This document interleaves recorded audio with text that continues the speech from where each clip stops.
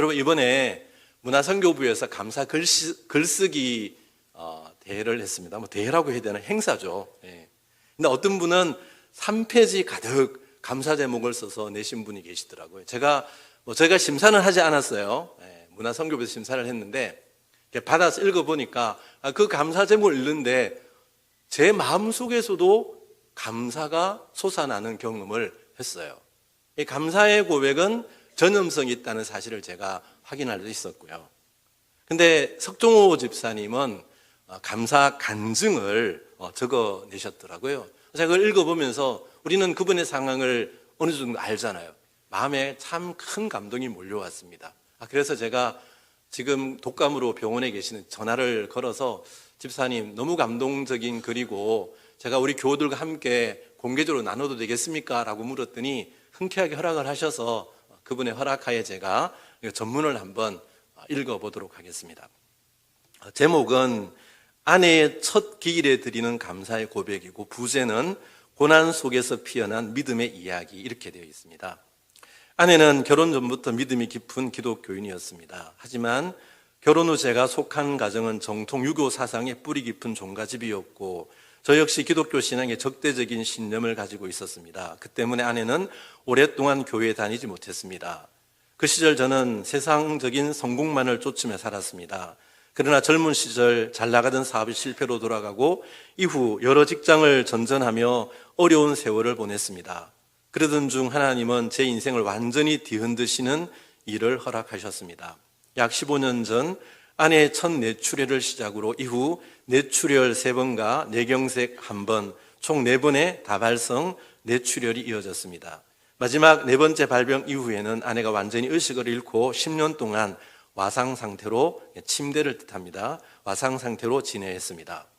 첫 뇌출혈 후 6개월의 치료를 마친 어느 날 편마비로 힘겹게 걸음을 옮기던 아내가 말했습니다.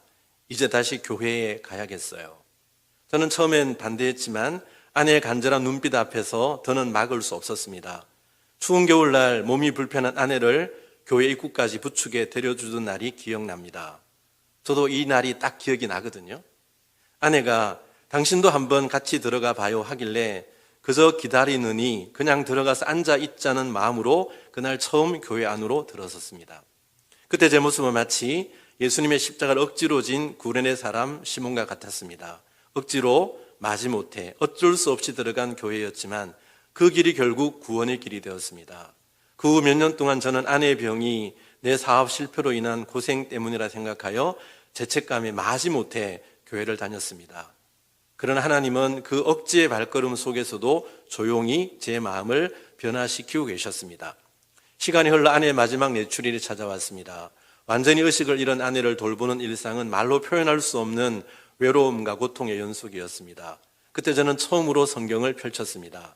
이제는 정말 하나님을 알고 싶다. 그 결심으로 시작한 성경 일독이 제 인생을 바꾸었습니다. 성경 말씀을 읽으며 저는 깨달았습니다. 하나님께서는 아내를 통해 제게 말씀하고 계셨다는 것을요. 하루하루 말씀이 마음에 새겨졌고 구역 예배도 빠지지 않게 되었으며 마침내 교회의 일원으로서 신앙이 깊어졌습니다. 그리고 하나님의 은혜로 안수집사로 임직받는 복을 허락받았습니다. 임직식을 마치고 집에 돌아와 그 소식을 아내에게 전했습니다. 의식이 없는 듯 보이던 아내의 눈동자에 어느새 눈물이 맺혀 있었습니다. 그 눈물 위로 제 모습이 비쳤고 제 눈물도 그 위에 떨어져 함께 고였습니다. 그 순간 저는 말로 다 할 수 없는 감격과 아내에 대한 참회의 마음에 휩싸였습니다. 그 눈망울은 마치 하나님께서 우리 둘의 영혼을 하나로 비춰주신 은혜의 거울 같았습니다. 그때 저는 확신했습니다. 아내는 나와 우리 가족을 구원하기 위해 하나님께서 보내신 믿음의 사명자였다는 것을. 아내가 병상에 누워있던 10년 동안 저는 근로생활을 하지 못했습니다. 처음에는 생계에 대한 두려움이 컸습니다. 그러나 놀랍게도 하나님께서는 전혀 생각지 못한 방법으로 경제적인 길을 열어주셨습니다. 부동산에서 예상치 못한 수익이 생기고 필요할 때마다 채워주시는 하나님의 손길을 경험했습니다. 오히려 직장 생활을 하던 때보다 더 풍족하게 공급받는 은혜가 있었습니다. 그때 깨달았습니다. 하나님은 우리가 일할 수 없을 때에도 그의 방법으로 일하신다. 그 10년은 결핍의 시간이 아니라 하나님의 신실하심과 채우심을 체험한 은혜의 시간이었습니다. 간병 9년째 되던 해 저 역시 기억력 감퇴와 언어 혼란으로 병원을 찾았고 알츠하이머형 치매 초기 진단을 받았습니다. 충격이 컸지만 그 순간 저는 이상하게도 평안했습니다. 이제는 하나님께서 나를 통해 또 다른 일을 하시겠구나. 그 믿음이 마음속에 자리 잡았습니다. 제가 더 이상 혼자 간병할 수 없게 되자 아내를 요양병원에 모셨습니다. 그곳에서 1년 동안 요양하던 아내는 마침내 다시 집으로 돌아와 가족의 품에서 단 일주일을 지내다가 주님의 부르심을 받았습니다. 그 마지막 일주일 동안 저는 하루하루를 감사의 눈물로 보냈습니다. 손을 잡고 찬송을 들려드리며 이제 주님 품에 안기실 준비가 되었구나 하는 평안을 느꼈습니다. 그리고 아내의 마지막 숨결은 마치 성령의 바람처럼 조용히 제 마음을 스쳐갔습니다. 아내가 소천하던 날 저는 기도 중 신명기 34장 7절 말씀을 묵상했습니다.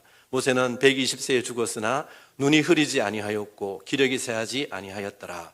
그 말씀을 읽는 순간 건강한 죽음은 사명의 완성이다. 이 깨달음이 마음속 깊이 새겨졌습니다. 아내의 임종은 참으로 평안했습니다. 고통의 흔적 하나 없는 얼굴, 마치 잠든 듯한 고요한 모습이었습니다. 저는 그 모습을 보며 확신했습니다. 이것은 죽음이 아니라 사명의 완성이다. 하나님께서 아내에게 큰 상급을 예비하셨음을 믿었습니다. 그 순간 슬픔보다 더 큰 감사가 제 마음을 채웠습니다. 아내는 고통 속에서도 끝까지 믿음을 지켰고 그 믿음을 통해 제 신앙도 완성되었습니다. 돌이켜보면 그 10년의 세월은 결코 헛되지 않았습니다. 고통 속에도 사랑이 있었고 눈물 속에도 은혜가 있었습니다. 하나님은 아내를 통해 저를 다듬으셨고 이제는 저를 통해 그 은혜를 증거하게 하셨습니다. 지금까지 지내온 것 주의 크신 은혜라. 이 찬송의 고백은 이제 제 인생 전체의 이야기입니다. 아내를 통해 배운 믿음, 눈물로 익은 감사, 그 모든 것을 하나님께 올려드립니다. 앞으로의 삶도 주님의 은혜 안에서 믿음으로 감사하며 살아가겠습니다. 모든 영광과 감사 오직 주님께 올려드립니다. 아멘. 이렇게 끝이 나고 있어요. 여러분, 우리가 집사님의 이야기를 너무나 잘 알고 있잖아요.